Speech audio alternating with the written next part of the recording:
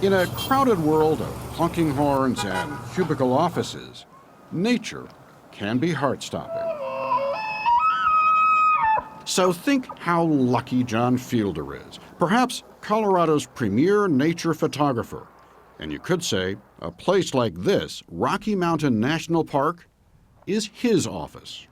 Do you still come to a place like this and just take a deep breath and be a little bit in awe of all of this?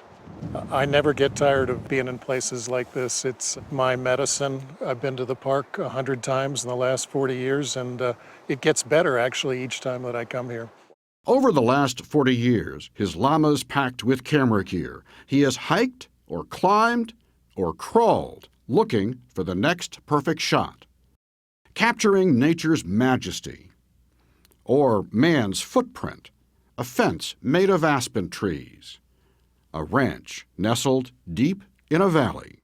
When I'm alone, I think I can experience to a deeper degree the sensuousness of nature, not just these views, but again, the sounds and the smells, the taste, the touch of these grasses. Aspiring photographers. It's just a treat to be able to spend an afternoon with John Fielder. He's Colorado's photographer. Flock to his workshops. Because John Fielder's work is amazing, it's inspirational, and it can speak to anyone in any corner of the United States or the world. Or come to his gallery, where the lesson is that you cannot hurry the pursuit of beauty. We call it the North Fork of the Gunnison Country. And it's stunning. This took me about a dozen trips to get this photo, so every year I would go to this location, look at the quality of the aspen trees. It was never right. And finally, after 12 visits, I finally got it at its perfect moment. So this is a 12 years in the making picture. Yeah. But one of his most famous projects was actually a century in the making. Fielder found a kindred soul, photographer William H. Jackson. With his 350 pounds of gear, he was hired by the federal government to photograph his way across the state in the 1870s. Jackson shot 10,000 pictures of Colorado, many archived at Denver's History Colorado Center. Fielder chose 300 and went hunting for the same spots. Some were easy, like Aspen in its early prospector heyday, and now actually less populated a century later. Or railroad tracks, now back to nature. Just like this. This is the sweet spot that you finally found. Exactly. But sometimes he needed patience, strong legs, and a precise sense of geography to find the more remote areas. It created a book that became a bestseller.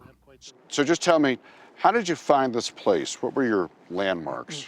Well, first clue was Big Thompson River in the foreground. Second clue was Mount Ypsilon, that mountain right there in the background, slightly disguised by that ponderosa pine here. So yeah, and then just moving around until I got things to line up. But the decades have changed Fielder. He still finds calm here, but now apprehension. Well, nature is challenged more than ever these days. We've got a warming planet. We soon will have 9 billion people on the planet visiting places like this.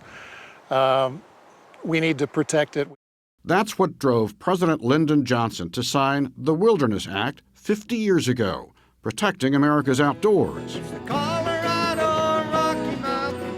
To celebrate that anniversary, Fielder hit the road for a year, showing his pictures, selling his books, working up to this night, matching John the photographer with that other Colorado John, John Denver. His music played by the John Adams Band. Rocky Mountain High, Colorado. It filled a downtown Denver concert hall, a wonder of nature, with a warning. Nature is being lost very quickly because of climate change, and I want to be a part of the community of people that truly care about 4 billion years of the evolution of life on Earth. And one of the best ways to share with people how special this is and why it needs to be protected forever is through photography.